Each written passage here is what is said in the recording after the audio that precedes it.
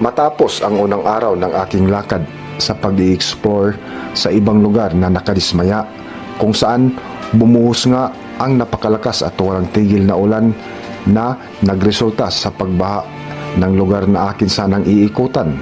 Nakalaunan nga ay umuwi na lang ako, at pag-uwi ko nga sa bahay ay siya naman sumalubong sa akin ang napakalungkot na balita, kung saan naabutan ko ang aking asawa na nag-iiyak dahil nakatanggap ng tawag mula sa Pangasinan na pumanaw di umano ang panganay nilang kapatid.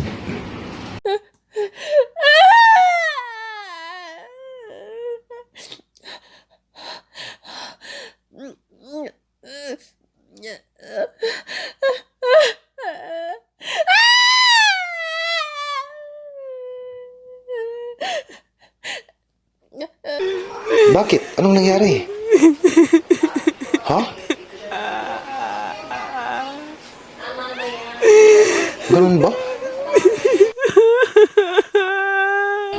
Sige na, tama na. Kailangan lang natin tanggapin yan.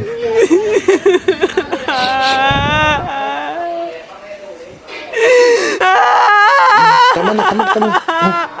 Kailangan, tanggapin na lang natin yan.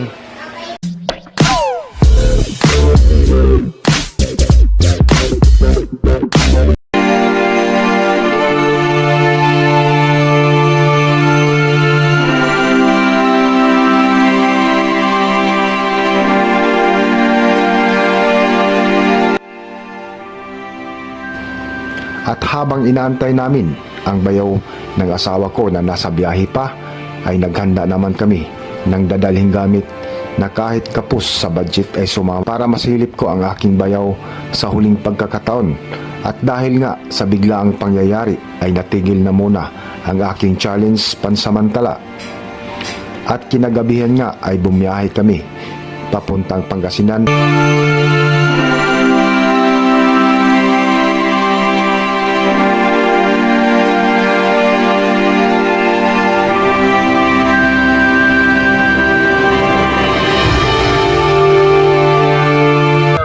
Good evening.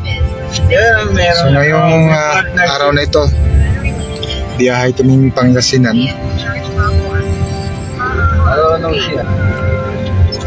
Medyo malungkot lang yung biyahe pero ayos lang. Yan, ginabi na kami sa aming biyahe papuntang Pangasinan. So view lang natin saglit sa labas.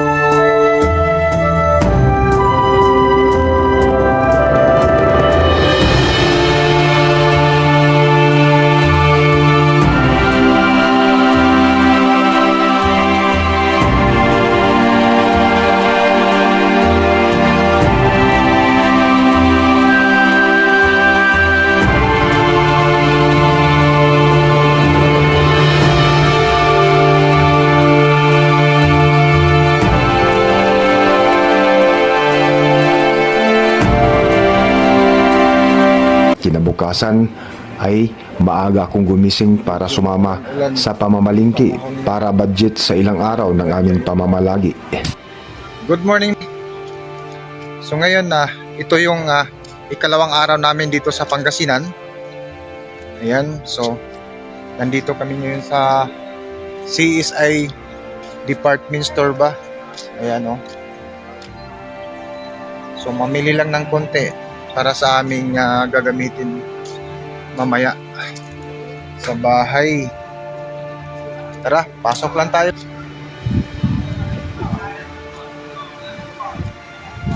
Pasok lang kami sa loob ng pamilihan.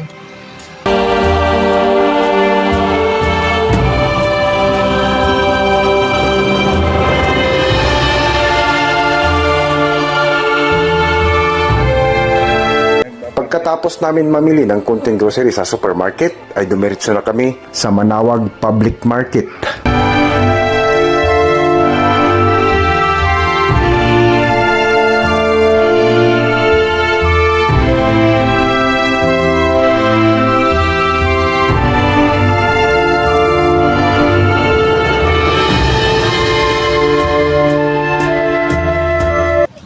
Nandito kami ngayon sa palengke.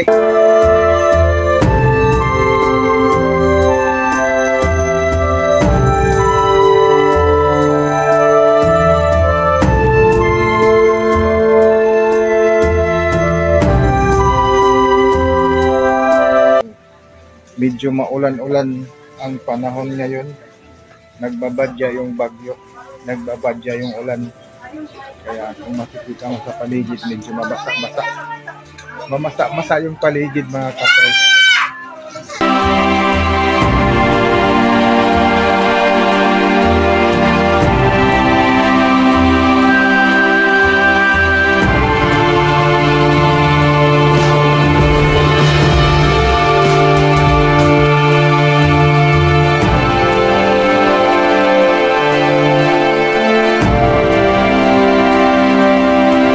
Good evening.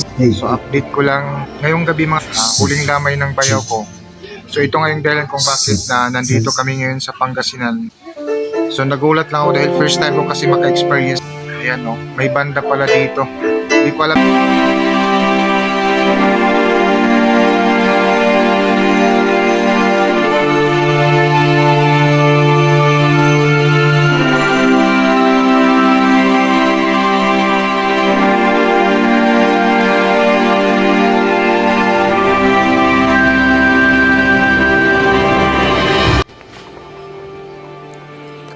At nang lumipas nga ang malalim na gabi, ay dumating na ang pinakakaantay ng buong pamilya.